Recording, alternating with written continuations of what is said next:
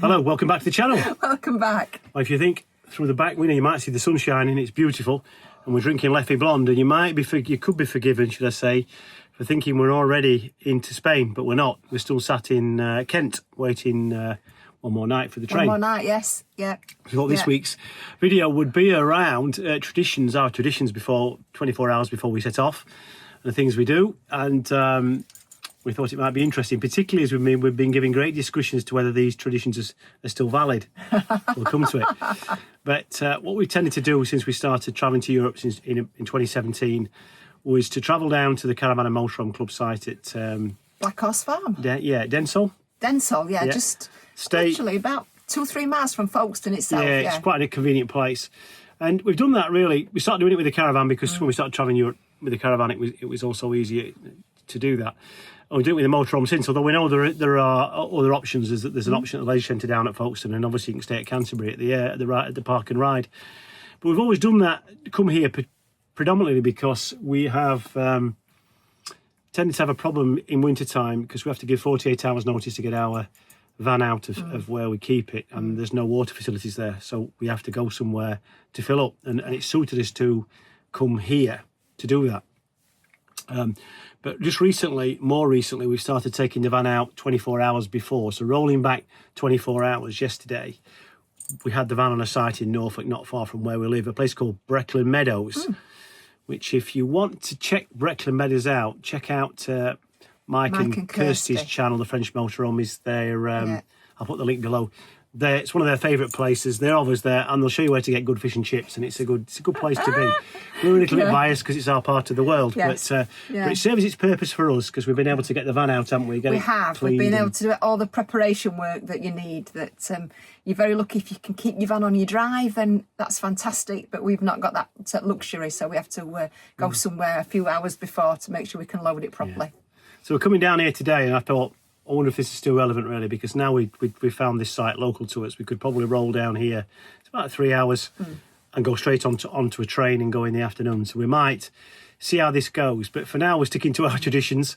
But let's roll back and talk about some other things that we also did yesterday, which I think were quite useful. It was a busy day, a very busy day. Yeah. We initially had a bit of trouble getting LPG. There was a bit of a local shortage, and I think it's to do with things that's happening in the Middle East, but the local garage where we are said he hadn't been able to have a delivery of LPG. So we thought, oh, cracky, I hope that's not going to be a problem to us, because we had one bottle full but not the other one. Anyway, thankfully Morrison's came to our aid at King's Lynn. Yes. And while we were there, we dropped onto a weighbridge. And my father always said, never go to a weighbridge, son, it'll break your heart. Yes. And I always trusted him on that. So it was with bated breath we went on, but it was all right, wasn't it? It was a really pleasant surprise. I didn't have to throw any pairs of shoes out of the van. He said to me, the guy said to me, he says, will your wife be walking home? I said, I don't think there's much chance of that. I said, but could you tell me where the bus stop is, please? Yeah, it's a good place actually, and I mean it was good as well because it wasn't a lot of the weighbridges, apart from the council run ones, are on sort of tipper places, scrap metal places, and I'm always a little bit concerned about getting a puncture and things in my tyre on those places. But this was nice. It was on a grain dealer's place. It was an agricultural grain dealer's site. So unfortunately we couldn't film it because we were on their private property. Yeah, I didn't Otherwise you could have watched us holding our breath and our lips going blue while we were being weighed. Yeah. But Yeah, but here's a little bit of footage of Brecklin's just to let you know a little bit about it. But as I say, for a more detailed account, check out Mike and Kirsty's channel.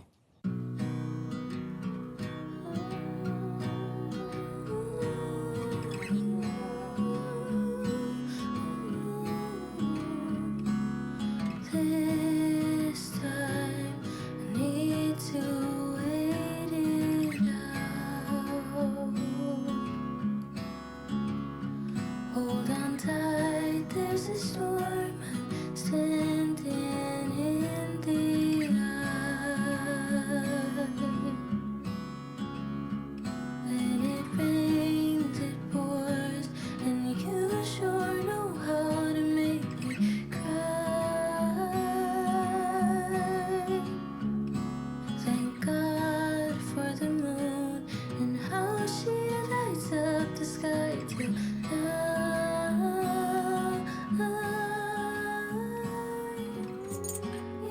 And so we got up this morning, Yes. packed up and Bright set and off. early. Probably the easiest ride down here we've ever had. In fact, it went a good hour quicker than I thought it was going to do. We left in an inordinate amount of time because we'd seen terrible delays previously in the last couple of days. Yesterday's on the 4-hour M25 delays. and everything else, so we left a lot of spare time.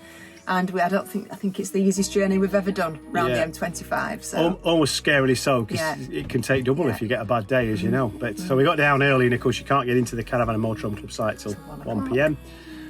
So we had to find some time. So we parked up and broke out the cards. And Helen played an amazing hand and won 4 games, which was surprising really, because it wasn't the hand that I dealt her. I'll let you work that one out for yourself. So 4-3 winners, though I did pull it back a bit, didn't I? You got level to 4-3 and I had to, to 3-3, and I had to concentrate for a little while, but yes. Yeah, but still, ever the bandit, and a super competitive, of course.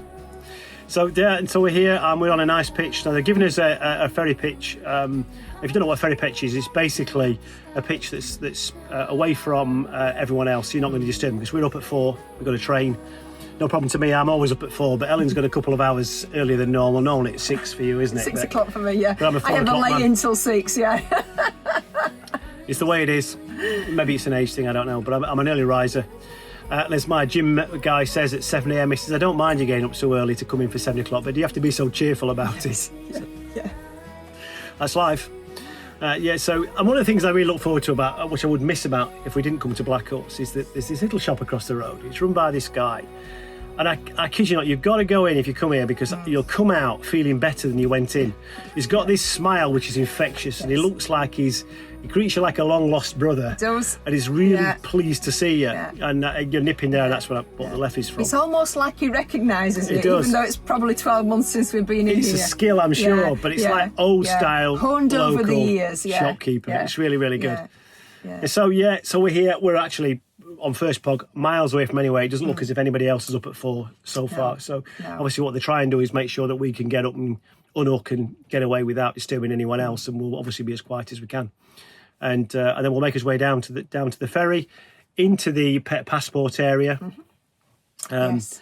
But here's a little bit of footage about where we are here, and I'll just show you around the pitch and just give you an idea of the isolation that we currently sit in. Billy No Mates. Billy No Mates.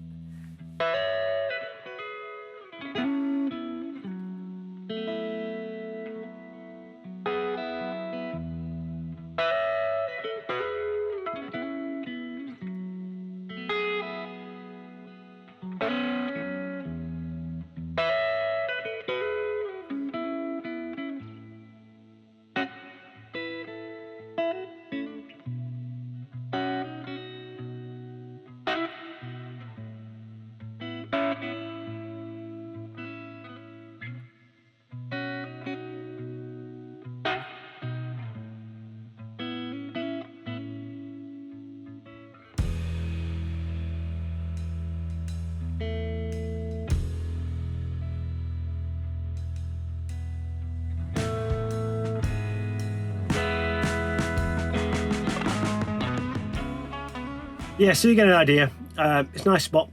The snowdrops are coming through, and it's quite a nice site, this, as you said. It is. It's a nice site. There's a couple of facilities blocks. There's a little area where Poppy can have a run off a lead, which is great. It's probably one of the better dog runs, isn't it? Yeah, it is. I think. Yeah, and it's quite popular as well, because it's clearly popular with people who are not just here to catch the ferry or the train or anything like that. This is a whole big area, isn't it, down you're there? only That's just got the rest of the vans on that are here for a holiday. Yeah, maybe as 10 normal. miles from Dover. There's Leeds Castle. I think, is it Leeds Castle? There's plenty of places to visit from here, so it is quite popular. Yeah, I think it is a popular site, but not on the bit we're on. Not on the 4 a.m. bit. Not on the 4 a.m. bit, yeah. Which we can understand. Yeah. Yeah, so we'll be up. We'll show you tomorrow, getting up and setting off, and so typically, just to give you some idea, within the weight, that's with full water, full fuel, full gas. Yeah. All the kitting that we Completely need, loaded, everything. all the shoes, of course, and everything we need, and we had loads to spare. So we've got a good payload on this vehicle. Some more shoes have made it into the boot. Yeah. And another pair of trousers and a few more sweatshirts. Okay, so we're going to finish this beer, get back down for the night, get an early night, and we'll see you in the morning.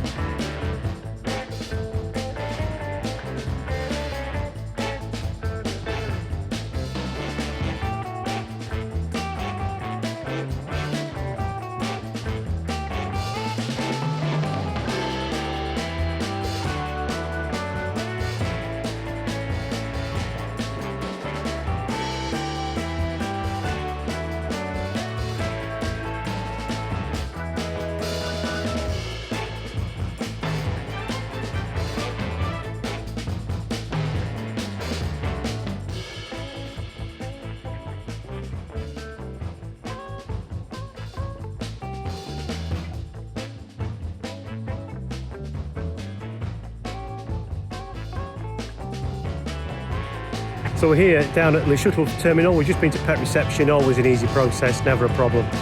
Yeah, it's easy really. So just offers an earlier train, so we're going to go and get back on board and make us way down there for the 5:36 train to France. Probably just having a week. Happy days. Sometimes she plays up in that department when we're travelling, but thankfully not this morning. Off we go.